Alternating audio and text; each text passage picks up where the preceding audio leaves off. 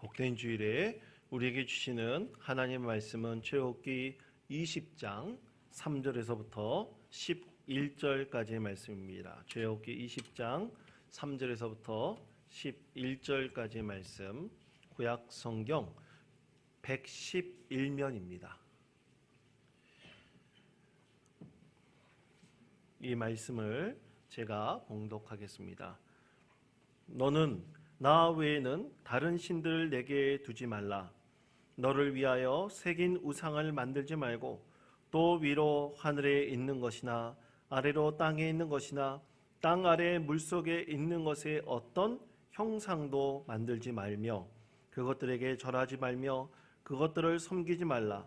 나 내 하나님 여호와는 질투하는 하나님인즉 나를 미워하는 자의 죄를 갚되 아버지로부터 아들에게로 3, 4대까지 이르게 하거니와 나를 사랑하고 내 계명을 지키는 자에게는 1000대까지 은혜를 베푸노니라. 너는 내 하나님 여호와의 이름을 망령되게 부르지 말라. 여호와는 그의 이름을 망령되게 부르는 자를 죄 없다 하지 아니하리라. 안식일을 기억하여 거룩하게 지키라. 엿새 동안은 힘써 내 모든 일을 행할 것이나 일곱째 날은 내 하나님 여호와의 안식일인즉 너나 내 아들이나 내 딸이나 내 남종이나 내 여종이나 내 가축이나 내 문 안에 머무는 객이라도 아무 일도 하지 말라.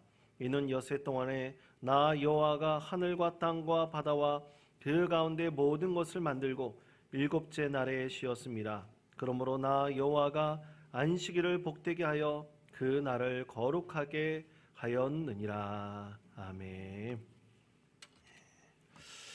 여러분, 요즘 코로나19로 인해서 많은 어려움을 우리가 겪고 있는데요. 이 어려움을 극복하기 위해서 많은 분들이 또 그 분야에서 자기 처해 있는 상황에서 각고의 노력들을 하고 있습니다.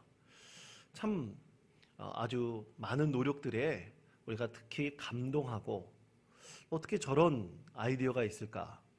또 저렇게 노력을 하고 있을까에 참 우리가 마음에 뿌듯해지기도 합니다. 여러분, 그 화면을 보시면요, 제가 눈길을 끌었던 여러 가지가 있는데 하나는 드라이브 스루 횟집이라는 것이 있더라고요. 우리나라에서 처음으로 이제 만들어서 드라이브 스루 진료소가 세계적으로 전파되지 않았습니까? 그런데 포항에 있는 횟집들이 이 코로나 바이러스로 인해서 사람들이 식당을 찾지 않으니 큰 어려움을 겪고 있는 겁니다. 그래서 포항에 있는 이 횟집에 여러 장사하시는 분들을 돕기 위해서 드라이브 스루 횟집을 열어가지고 미리 전화로 예약하면 그 이후에 이 자동차를 타고 그곳에 와서 이제 계산을 하고 먹을 것을 가져가도록 하는 그런 서비스이죠. 또 하나, 이 집에 너무 오래 있다 보면 저도 마찬가지입니다만 이 활동하지 못하고 또 외출하기 너무나 힘들고 그러다 보니까 참 삶이 무료해지지 않습니까? 그래서 집안에서 좀 뭔가 할 수 있을까? 그런 사람들이 좀 책을 읽었으면 좋겠다. 그래서 독서를 하시는 분들이 참 많은데 근데 지금 어떻습니까? 책을 사기도 힘들고 도서관도 다 문을 닫아버렸죠. 그래서 어떤 지자체에서는 드라이브 스루 이 도서 대출, 이 도서관을 열었다고 합니다. 그래가지고 이 읽고 싶은 책을 미리 전화로 예약해서 등록하고 주문해 놓으면 나중에 이 드라이브 스루 도서 대출 하는 곳에 가서 책을 받아가지고 또 이제 가면 되는 겁니다. 그런데 그 책에 또 여러 사람들이 손에 타면 또 바이러스가 걸릴 또 위험도 있지 않습니까? 그런 걸 대비해가지고 책도 아주 깨끗하게 그 즉시 반납받자마자 소독하고 또 대출하기 전에 소독을 해가지고 이 대출을 해준다고 합니다. 또 이런 여러 가지 각 분야에서 노력도 있지만 교회도 참 많이 노력을 하고 있습니다. 여러분, 어떤 교회는요, 드라이브 인 예배라는 것을 드리는 교회가 있다고 합니다. 그럼 화면을 보시면 그 드라이브 인 예배를 드리는 교회가 있는데요. 여러분 혹시 자동차 극장 가서 한번 영화를 보신 적 있습니까? 저도 자동차 극장에 종종 가서 이 영화를 본 적이 있었는데요. 이 자동차 안에 그 일정한 지역 안에 주파수가 동일하게 맺힐 수 있는 주파수를 맞춰 놓으면 그 주파수에서 이 음성을 듣고 영화를 보는 거죠. 앞에 큰 스크린에 영화를 보는 겁니다. 그것처럼 이 교회 마당에서 큰 단을 만들어 놓고 그의 목사님이 예배를 집례하면서 그 차 안에서는 그 라디오 주파수를 맞춰 놓고 이 음성을 들으면서 직접 보면서 예배를 드리는 거예요. 이 교회는 우리 교단의 서울 동북로에 있는 월상교회에서 이 예배를 드렸다고 합니다. 이 예배를 드렸던 그 담임 목사님이 하신 얘기가 이 예배라는 것이 그냥 우리가 와서 또 와서도 되고 안 와서도 되고 그냥 드려도 되고 안 드려도 되고 그런 것이 아니다. 예배는 반드시 드려야 되는데 특히 우리 다음 세대들에게 우리가 예배가 과연 무엇인지를 깊이 공감하고 알려야 되지 않느냐. 그런 의미에서 이 드라이브인 예배, 반드시 예배를 이런 상황 가운데서 드려야 된다는 것을 알려주기 위해서 시작했다고 합니다. 저희 교회도 마찬가지입니다. 또 저희 교회뿐만 아니라 주변에 있는 교회도 마찬가지입니다. 많은 교회가 지금은 온라인으로 예배를 전환하였습니다. 하지만 정말로 사정이 좋지 않아서 온라인으로 예배를 드리지 못해 소수가 모여서 예배 드리는 것도 있습니다. 여러분, 우리 교회는 이 코로나19 사태가 일어나기 전부터 이미 우리는 온라인으로 예배를 전환하여 예배를 드렸습니다. 그러나 수요기도회와 금요 겟세마네 기도회는 이 기도의 역동성을 우리가 이 온라인으로서는 제대로 담아내지 못하기 때문에 우리는 잠시 이 수요기도회와 다른 기타의 예배는 멈추고 우리 주일만이라도 온라인으로 우리 하나님께 예배하기 위해서 우리가 녹화하고 그것을 방송을 하고 있습니다. 또 우리 교회 청소년들 또 아이들에게는 어떻게 하면 예배할 수 있을까 참 많이 고민이 됩니다. 그래서 중고등부에서는 미리 이 영상으로 메시지를 녹화를 해가지고 매주일 아이들에게 간단한 메시지를 전하는 그런 노력도 하고 있습니다. 아이들이 그렇게 예배에 참여할 수 있도록 노력하는 것이죠. 또 이번 주는 또 우리 아이들과 함께 좀 만남의 시간을 가졌으면 좋겠다. 근데 우리 아이들과 직접 만남을 가질 수 없지 않습니까? 그래서 드라이브 스루 만남을 또 하려고 합니다. 이제 교육자와 선생님이 이 차를 타고 아이들과 약속을 하고 아이들 집 앞으로 찾아가는 거예요. 그럼 아이들은 차에 타지는 않고 바깥에서 아이들과 잠시 대화하고 기도해 주면서 또 아이들에게 또 선물을 주면서 아이들이 꼭 신앙을 잃지 않도록 우리가 그 끈을 이어갈 수 있도록 해주는 것입니다. 각고의 노력들을 참 교회에서도 많이 행하고 있습니다.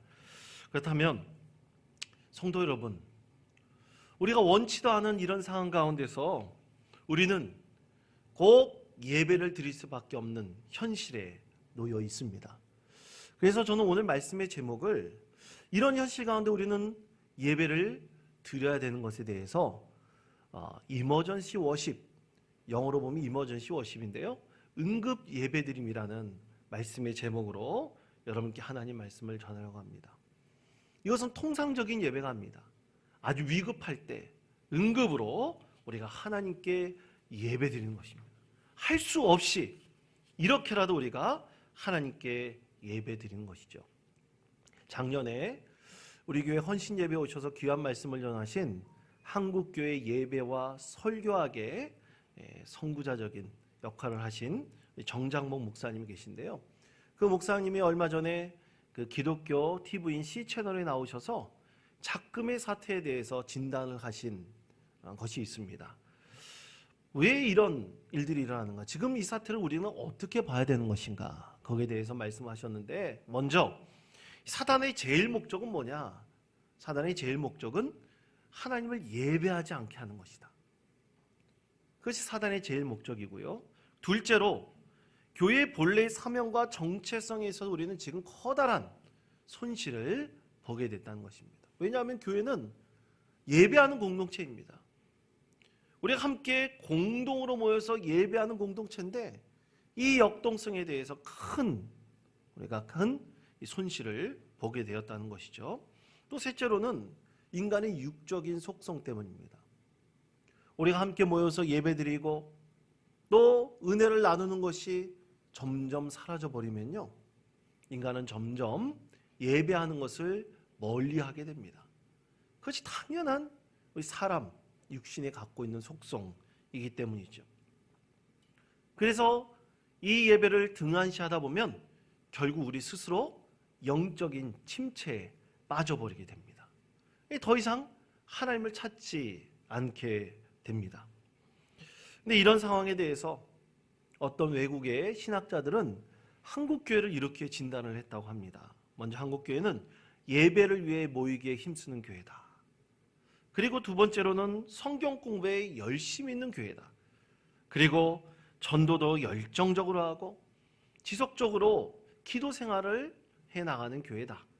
그리고 11조 생활을 준수하면서 최선을 다해서 신앙생활하는 교회가 한국교회라고 진단을 했습니다. 그런데 이 5가지 진단, 이 첫 번째서부터 5가지 모든 한국교회의 이 모습들이 이제는 위기를 겪게 되는 것이죠.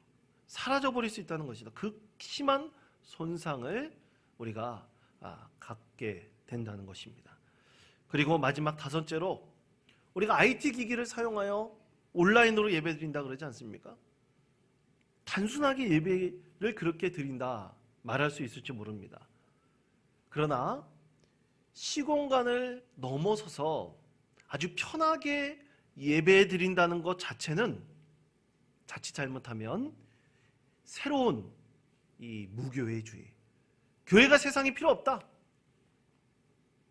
우리는 편하게 예배하면 된다, 교회의 공동체는 필요 없다라는 새로운 무교회주의를 낳을 가능성이 있다, 그렇게 진단을 했습니다. 여러분, 그렇습니다. 우리가 지금까지 지켜왔고 행해왔던 신앙의 행태에 이 시간 한국교회뿐만 아니라 전 세계 교회는 큰 도전을 받고 있습니다. 외국에서 목회하는, 특히 캐나다에서 목회하는 제 지인 이 목사님은요, 우리나라보다 상황이 더 심각해서요, 아예 그 예배 자체를 모이지 못하게 교회를 폐쇄시켜버렸습니다. 캐나다에서 그랬습니다. 살 수 없이 온라인으로 생소하게 이 예배를 녹화를 해서 보내주는데 그것 자체도 이 영적으로 굉장히 힘든 그런 상황에 놓여 있다는 그런 소식도 듣게 되었습니다.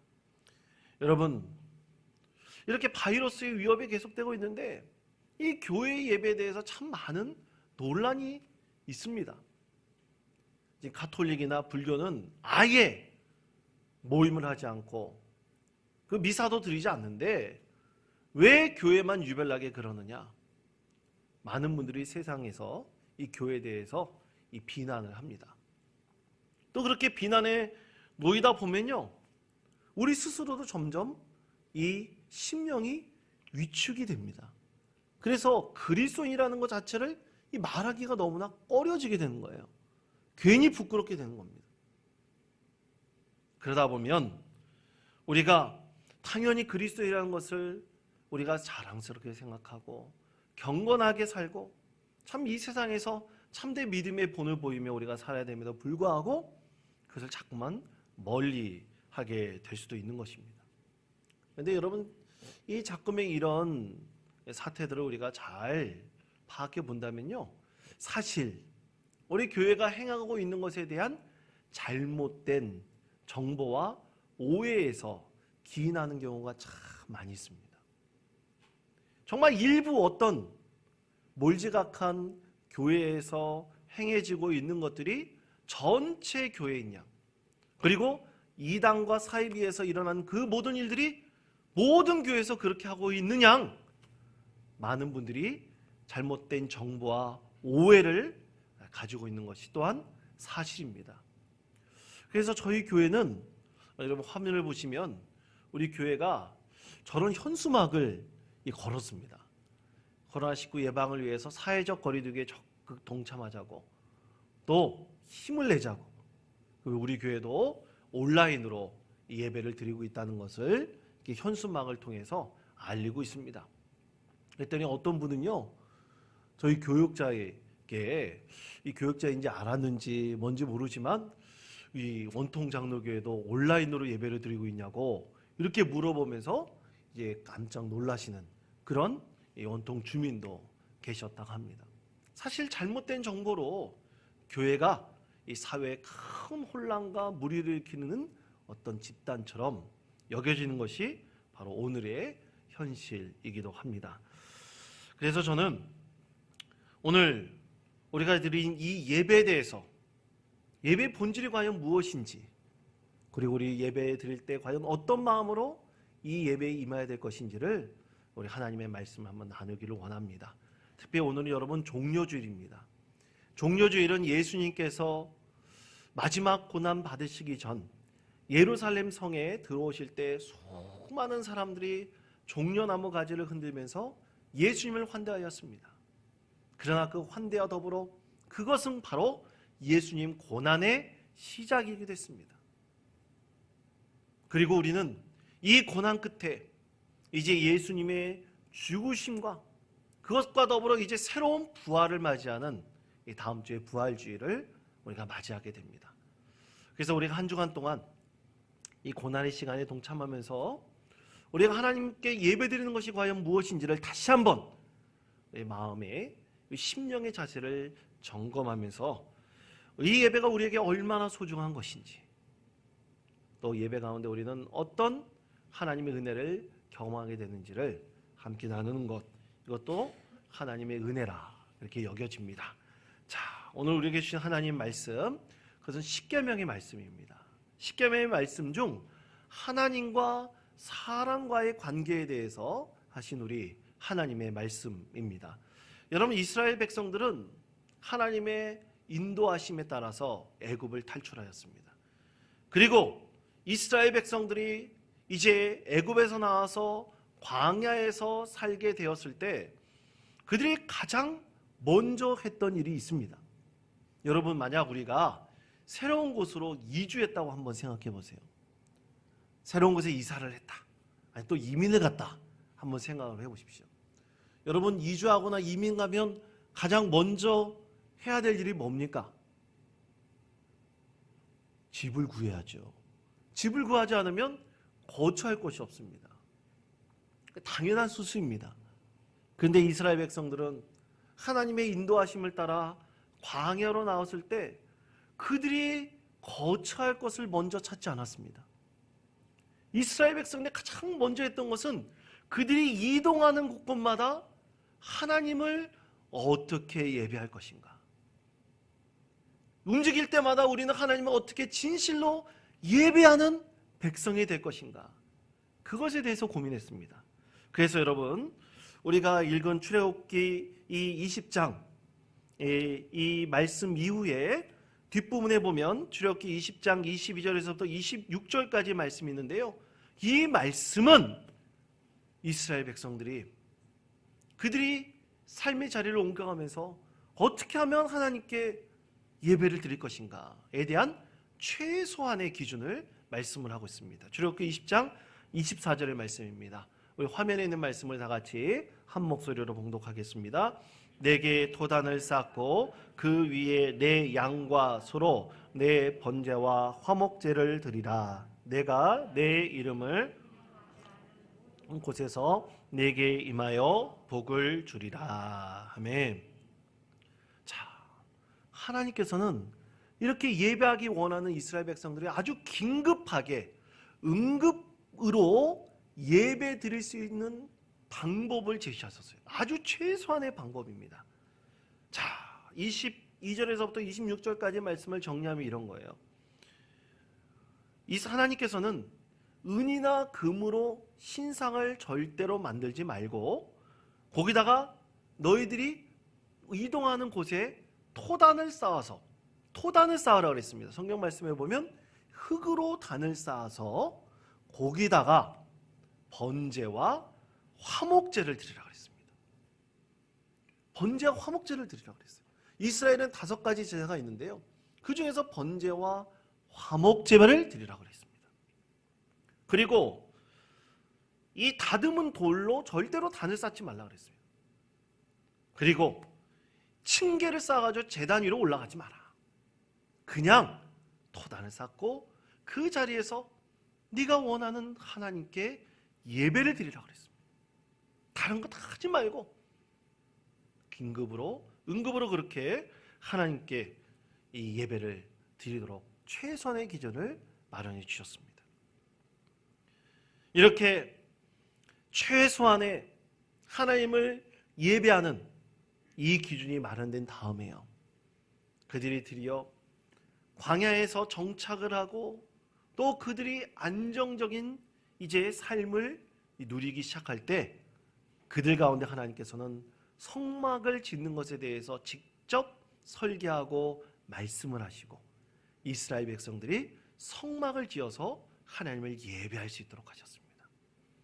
그러므로 성도 여러분, 오늘 우리에게 주신 이 하나님의 말씀, 십계명의 말씀은 우리가 위급한 상황에서 참으로 정상적으로 하나님께 예배드릴 수 없는 이 상황에서 우리는 어떤 마음으로 하나님을 예배드려야 될 것인가?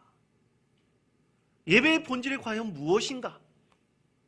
그것에 대해서 오늘 하나님께서 우리에게 말씀하고 계십니다.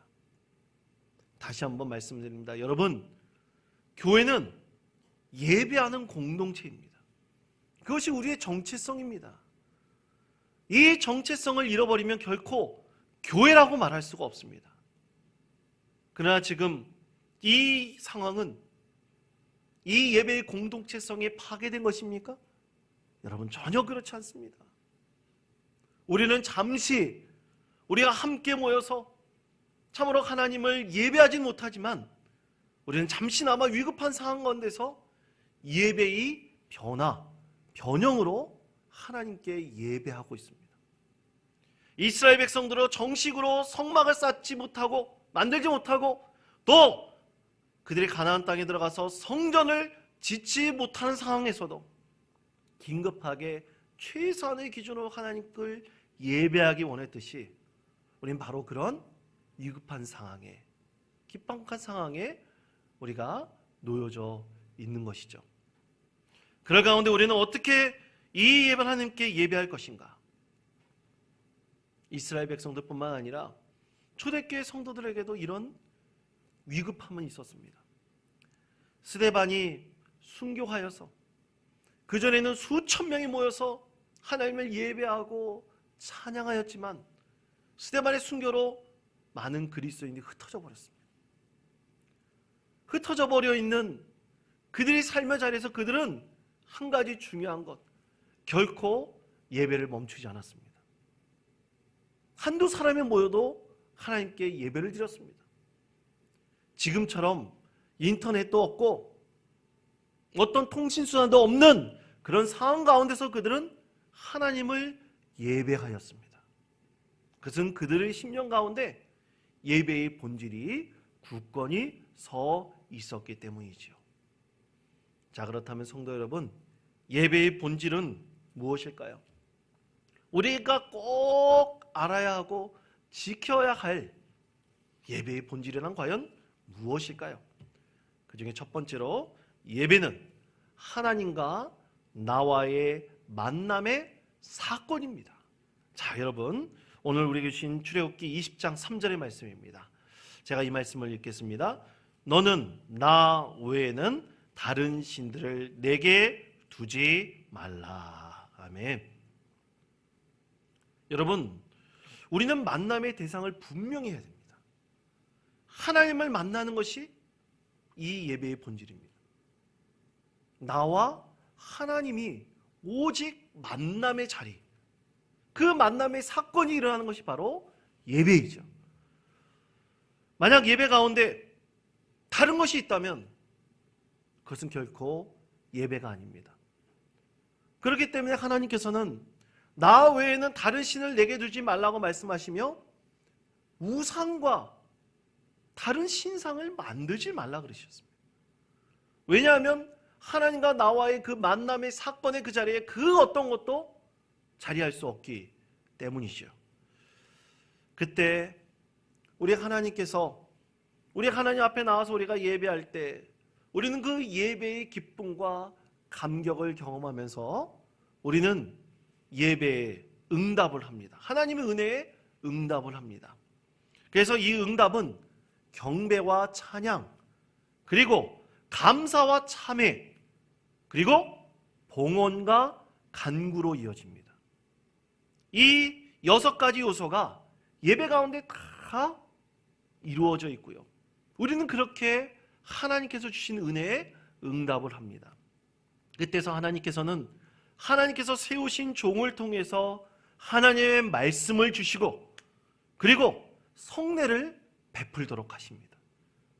그래서 다시 정리한다면 여러분, 이 우리가 하나님께 드린 예배는 반드시 하나님께서 우리에게 주시는 이 말씀과 우리의 응답이 하나가 되어서 이루어지는 만남의 사건이죠.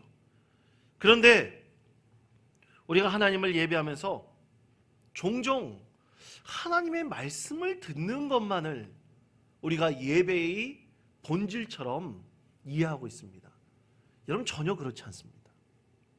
예배는 반드시 하나님 말씀을 듣는 것과 우리가 그 말씀을 듣고 응답하는 이 2가지 요소가 함께 있을 때 그 가운데서 놀라운 은혜의 사건이 일어나게 됩니다. 예배의 감격이 그 가운데 일어나게 됩니다. 그래서 하나님께서는 이스라엘 백성들이 성막을 짓고 하나님을 예배할 때요, 5가지 제사, 아까는 2가지 제사를 말씀드렸는데요, 번제, 화목제, 그 위에 소제와 그리고 속제제와 속건제로 이 예배의 방식으로 하나님을 제사하도록 했습니다. 그리고 이 제사를 드릴 때 3가지 아주 중요한 요소를 말씀을 하셨는데요, 그 중에 첫 번째는 바로 장소입니다. 하나님을 만나는 장소. 2번째는 예물입니다. 절대로 빈손으로 하나님 앞에 나오지 말라고 말씀을 하셨습니다. 그리고 마지막 3번째는 제사장입니다. 하나님과 나와의 사이를 중재할, 대신 죄의 용서를 구할 제사장. 이 3가지 요소를 분명하게 말씀하셨습니다. 여러분, 우리가 정말로 사랑하는 사람을 만날 때 우리는 참 기대하는 마음을 가지고 만나죠. 이 기대하는 마음을 가지고 만날 때 우리는 많은 것을 생각하고 또 계획을 합니다. 어떻게 하면 그 사랑하는 사람을 기쁘게 할 수 있을까? 어떻게 하면 참 좋은 만남의 자리를 우리가 만들어갈 수 있을까?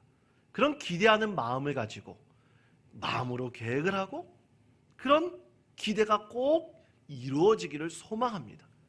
그렇게 이루어가려고 합니다.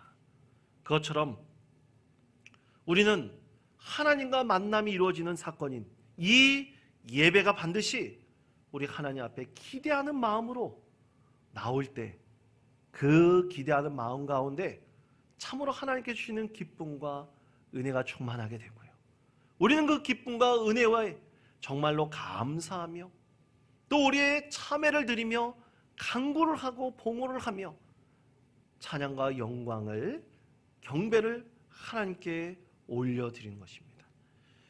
하지만 이런 만남의 기대와 아무런 감동이 없다면 우리는 하나님을 만나는 데 있어서 하나님의 말씀을 듣고 응답함이 이루어지지 않는다면, 또 성례의 예법에 따라서 하나님을 예배하지 않는다면 여러분, 그것은 온전한 예배를 하나님께 드릴 수 없는 겁니다. 그러므로 우리는 반드시 꼭 알아야 될 것은 바로 이 예배는 하나님과 나와의 만남이 이루어지는 중요한 사건이라는 것입니다. 2번째로 예배는 하나님 앞에서 합당한 삶을 사는 것입니다. 여러분, 출애굽기 20장 7절의 말씀입니다. 이 말씀 우리 다 같이 한 목소리로 봉독하겠습니다. 너는 내 하나님 여호와의 이름을 망령되게 부르지 말라. 여호와는 그의 이름을 망령되게 부르는 자를 죄 없다 하지 아니하리라. 아멘. 자, 오늘 십계명에서 말씀하신 이 하나님을 망령되게 부르는 것이 뭘까요?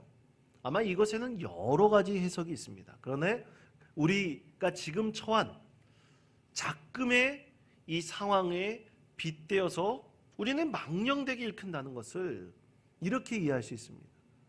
그래서 하나님을 예배하는 것을 내 편한 대로, 내 좋을 대로 말하는 것입니다. 또 그것 때문에 하나님의 이름을 거룩하게 하지 못하고 내 스스로 욕되게 하는 것을 말합니다.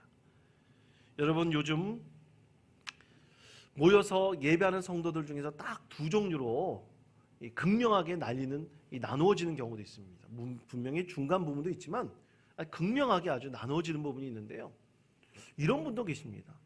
나는 어떤 상황이 있더라도 끝까지 예배하러 갈 거야.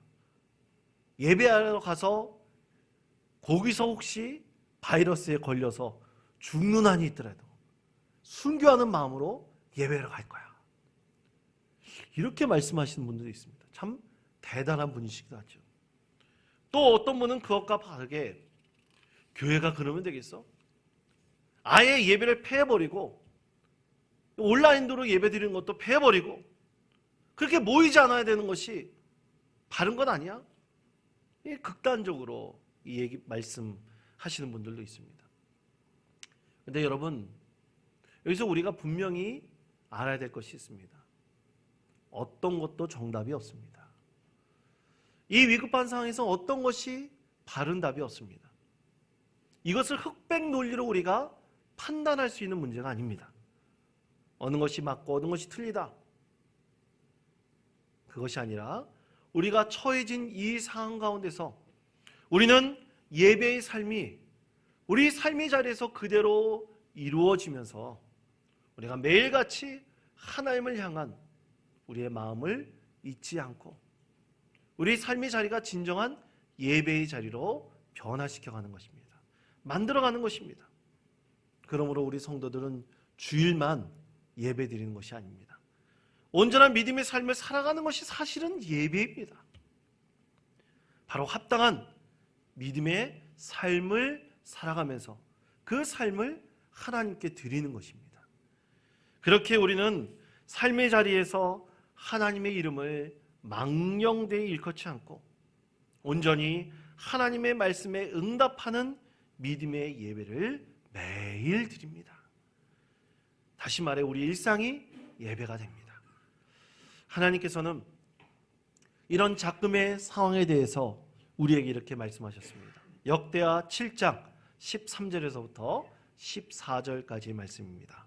혹 내가 하늘을 닫고 비를 내리지 아니하거나 혹 메뚜기들에게 토산을 먹게 하거나 혹 전염병이 내 백성 가운데 유행하게 할 때 내 이름으로 일컫는 내 백성이 그들의 악한 길에서 떠나 스스로 낮추고 기도하여 내 얼굴을 찾으면 내가 하늘에서 듣고 그들의 죄를 사하고 그들의 땅을 고칠지라. 아멘.